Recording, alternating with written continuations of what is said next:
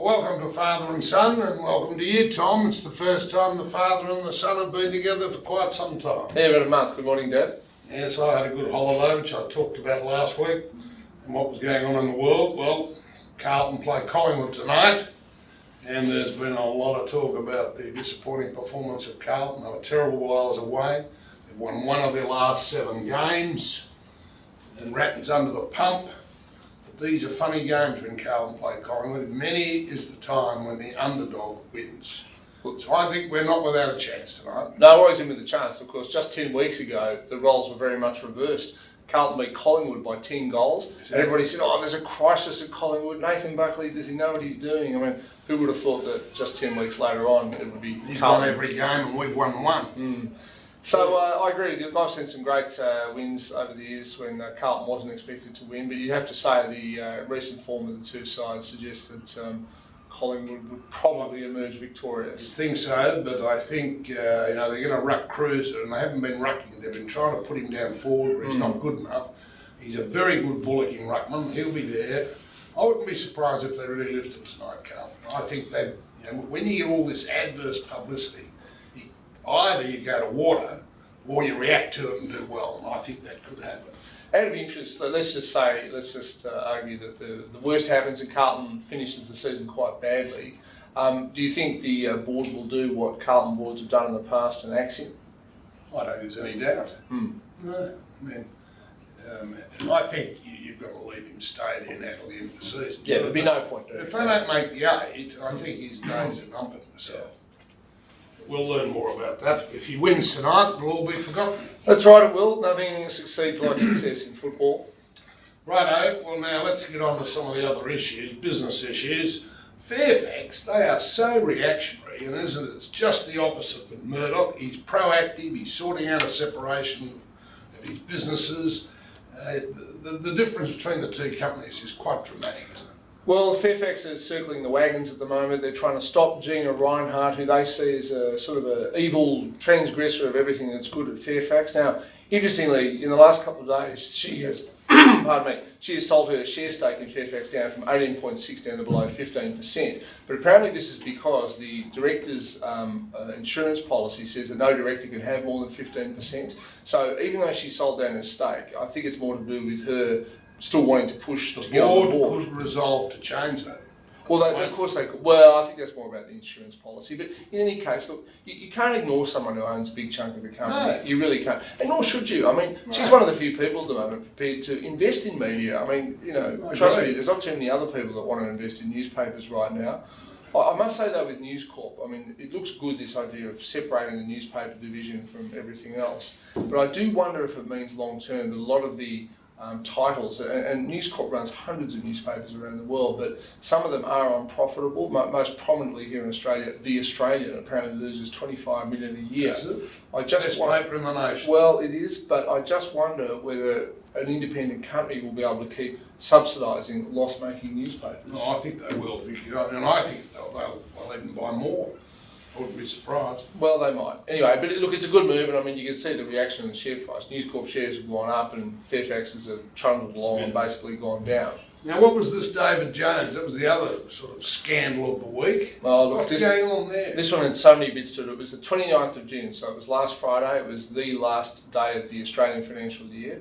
And David Jone said they'd received a fax from an unnamed and hitherto unknown private equity firm. They're called EB Private Equity. And it was proposing a bid that appeared to be priced around $3 to $3.12 per share. Anyway, they did all these web searches, couldn't find anything about it, but felt they had to announce it to the market. The shares went up about 15% at one stage. Over the weekend, it became clear that the bidder was no one of any substance. I think he has an office between a noodle shop and somewhere else in northern England. His website had only been put together a couple of weeks earlier. And on Monday, sure enough, the EB private equity bidder said that they no longer wanted to bid because of adverse publicity. Now, I've got to say, I reckon the whole thing was a hoax. I reckon that people bought some shares in David Jones, submitted this fax, and then made a quick profit, knowing that the company would have to announce it to the exchange. But why didn't it? I think it had to announce, and I agree with that. But why didn't it then halt trading and say until we figure this out a bit, we're going to hold trading for a couple of days. That is the $64 million question. That's exactly what the country should have done. To say, look, it's one thing to announce that you've received this fax, but another thing to say, well, look, we can't establish whether it's genuine or not, so we halt trading. I think the reason they didn't was because it was the last day of the financial year and a lot of fund managers would jump up and down. But as it was, people are jumping up and down because really there was a false market in David Jones shares for at least a day or two, and that's not a good thing. Still, it was one of the more curious takeover bids I've ever seen in recent times. Yeah, you didn't get involved because that's what you do in your fund. You didn't go and jump in. No, I didn't, because it was clear that it just wasn't credible. I'd never heard of this private equity firm. I mean, to be honest, who submits a bid by fax these days? I mean, exactly. you ring them up, you talk about it first, and the fact it was on the last day of the financial year suggests to me it was an elaborate hoax. Yes. Well, there's a lot more other sport. We've not only got Carlton and Collingwood, but I'm off to Tasmania in the morning. We go to the Taveners breakfast where the whole of Tasmania goes to it, where we have the Rhonda Barassi debate.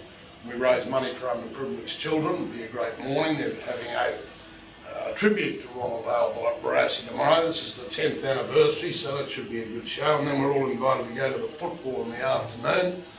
That's North Melbourne and Hawthorn. No, Melbourne playing West Coast. Down in Hobart. In Hobart, that's right. North are doing that. And of course, another sport for those of us who like rugby league. I mean, you had an incredible last match of the State of Origin Rugby League this week. Queensland got up for the 7th straight year with a very narrow 21 to 20 point win. And I've got to say, I watched the game, and I'm not a huge fan of rugby league, but it was a very exciting game. And Cooper Cronk, who plays for Melbourne, slotted home the field goal. Field goal from 45 metres, wasn't bad. Not bad off a drop kick on a wet and slippery night. No, it was pretty good. Well, there's a lot of sport. You've also got the Tour de France, and Cadell's going beautifully. He's sitting 7th. He's only 17 seconds behind. We're up to day 5, and it's worth watching. It's on at 6 o'clock on SBS, yesterday's replay, and then comes on live at 10. So Carlton are getting beaten, you can switch over. But you see some wonderful countryside, because there's no doubt France has the best country in the world. Well, it's funny because the SBS coverage apparently now includes both. You get all the countryside, which you get, but they include recipes and here's the food that they eat in this region. People love all that stuff about France. Yeah, very good. Now, what about another thing? We've had the carbon tax for almost a week now. It started last Sunday. That was the 1st of July. Made a big difference, hasn't it? If you notice the cleaner air and it's very cold, which means that global warming has been stopped in its tracks. Exactly. What a waste of time. I don't know why you live in Rose. Actually, the other big sport, what do you want to do more on the carbon tax? Well, I just want to ask you, I mean, Tony Abbott seems a dead cert with the Liberals and the Nationals to win the next federal election. He's made it absolutely clear that one of his major policies will be to get rid of the carbon tax. No doubt. I just wonder if you're a business at the moment, do you bother even making any sort of big investment in it, knowing that almost certainly you'll get a change of government which will make the whole thing null and void? I wouldn't be investing in it at all. Now, the other big sporting event on is the Wimbledon finals this weekend, and Serena Williams looks a certainty. This would be her 5th Wimbledon title. It's a great effort to come back. She's been injured a bit. And she's an older player now. She's 30 now. And is Andy Murray still in the running? Andy Murray's in the semi-finals. They'll be played tonight. It's very funny. When he does badly, he's referred to as a doer Scot. Yeah. But when he does well, he's British. British. Well, I think the Djokovic plays Federer tonight. Yeah.